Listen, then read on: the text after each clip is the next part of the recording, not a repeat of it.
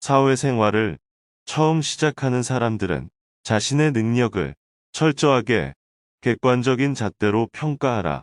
이 말은 특히 가슴 깊이 새겨야 한다.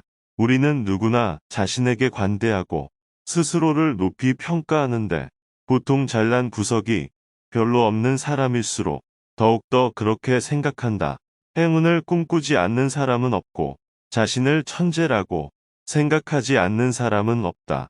하지만 자신에 대해 제대로 알지도 못하면서 거창한 희망을 가진 사람은 실제로 성취하지 못할 결과를 바라기 때문에 결국 실패하고 만다. 지혜로운 사람은 언제나 가장 좋은 결과를 바라지만 동시에 최악의 상황을 예상함으로써 어떤 결과가 나오든 담담하게 받아들인다. 자신의 한계를 보여주지 마라.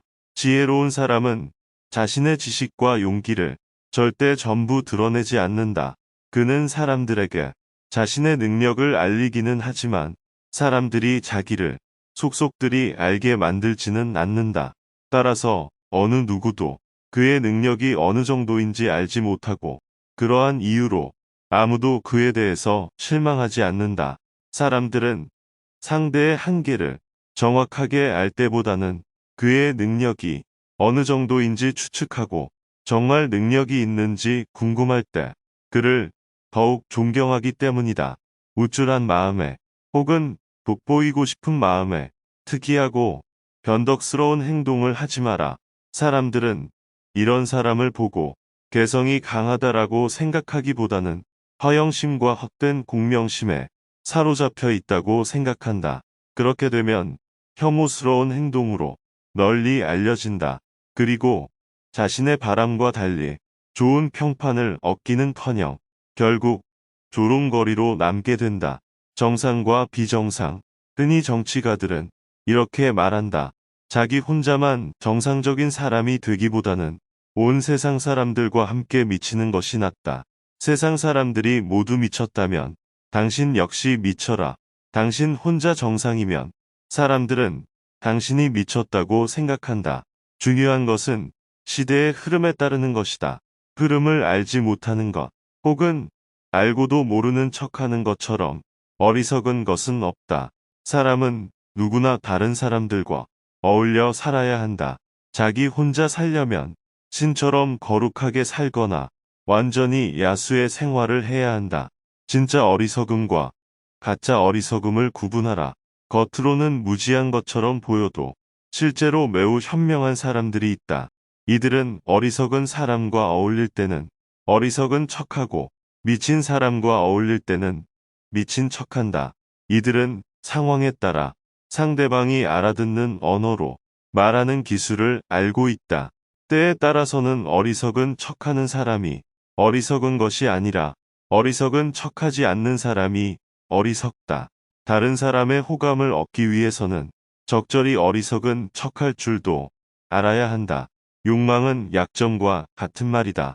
사람들은 누구나 자신이 좋아하고 나아가 우상으로 떠받드는 것을 갖고 있다.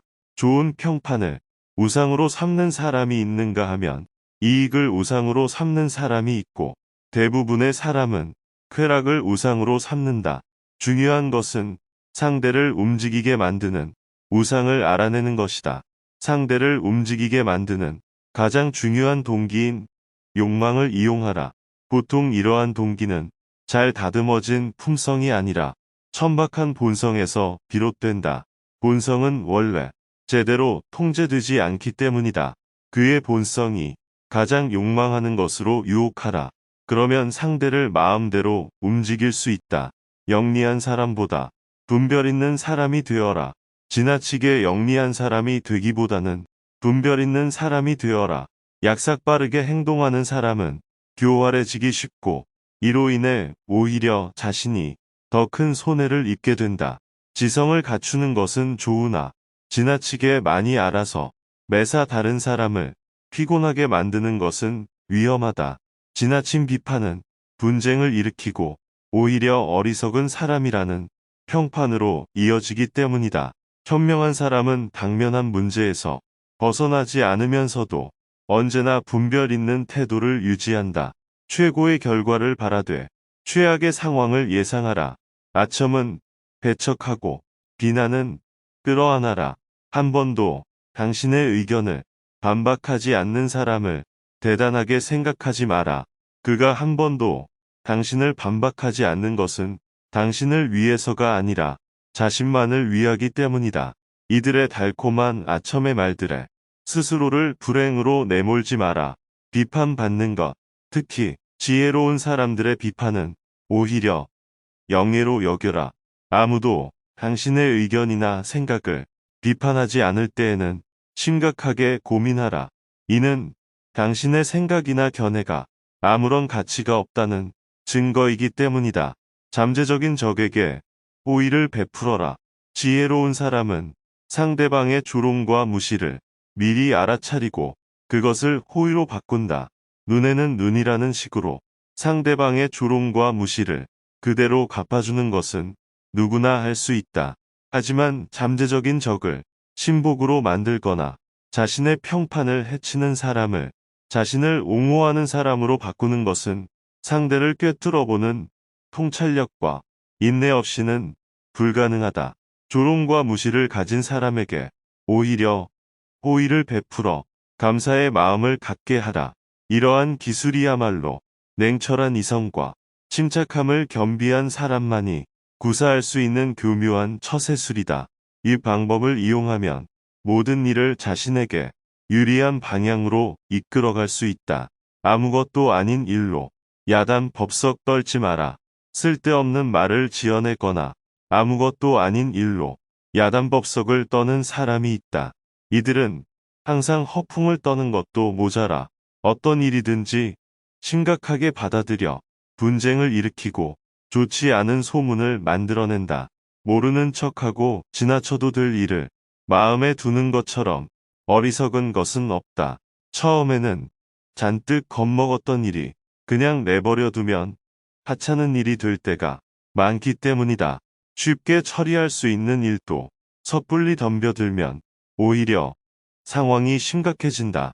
가벼운 병을 치료한다고 손을 댔다가 오히려 병을 악화시키는 어리석음을 범하지 마라. 과장하는 것은 어리석은 자들의 특징이다. 최상급의 표현을 남발하는 주장은 결코 신뢰받지 못한다. 이런 주장은 진리를 왜곡시키고 판단력을 흐리게 만든다. 과장과 허풍은 자신을 해칠 뿐만 아니라 지성이 부족하다는 것과 가치관이 정립되지 않았다는 것을 그대로 드러낸다. 단점을 고치려면 단점을 공개하라. 누구나 장점과 단점을 가지고 살아간다. 하지만 우리가 단점에 굴복하는 순간 단점은 폭군처럼 우리를 지배한다. 따라서 신중한 자세로 단점에 맞서 그것을 정복해야 한다. 단점을 정복하기 위해 가장 먼저 할 일은 자신의 단점에 관심을 기울이는 것이다. 나아가 단점을 공개해서 그 단점 때문에 자신을 비난하는 사람에게도 똑같이 관심을 기울여야 한다. 다른 사람들이 자신의 단점을 어떻게 생각하는지를 알면 단점을 극복하기가 훨씬 더 쉬워진다. 발타자르 그라시안의 말씀이 도움되셨다면 구독과 알림 설정 부탁드립니다.